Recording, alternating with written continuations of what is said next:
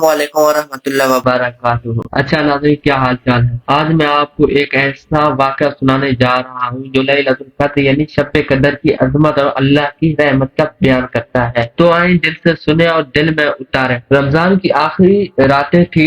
Medina की एक बुजुर्ग मस्जिद नबवी में एतकाफ में बैठे हुए थे। एक रात जब सारी दुनिया सो रही थी, वो तहज्जुद के वक्त अल्लाह के सामने सजदे में गिर पड़े। बस एक ही दुआ थी उनकी ज़बान पर, या अल्लाह मैं बहुत गुनाहगार हूँ, मगर तेरा दर छोड़कर कहाँ जाऊँ, बस मुझे माफ कर दे। उनके आंसू रुकते ही न थे। वो रोते रहे, मांगते रहे और फजर तक सजदे में ही रहे। उस रात एक नेक शख्स ने ख्वाब देखा कि फरिश्ते कह रहे हैं, आज की रात अल्लाह ताला ने उस बंदे को माफ कर दिया जिसने सच्चे दिल से रोकर उससे मांगा। क्यों? क्योंकि वो रात लैलतुल क़द्र थी और कुरान कहता है लैलतुल क़द्र खैरुम मिन अल्फि शहर, यानी शब कदर 1000 महीनों से बेहतर है। आखिर में पैगाम, तो नाज़रीन मायूस ना हो। अगर दिल सच्चा हो, आंख में आंसू हो और जबान पर या अल्लाह हो, तो लैलतुल क़द्र में सब कुछ मुमकिन है। ये रात सिर्फ इबादत की नहीं, अल्लाह से कुर्ब पाने की रात है। अल्लाह हम सबको ये रात नसीब फरमाए और कबूलियत वाली दुआओं में शामिल फरमाए, आमीन। जज़ाकल्लाह खैरन। अगर आपको ये वाकया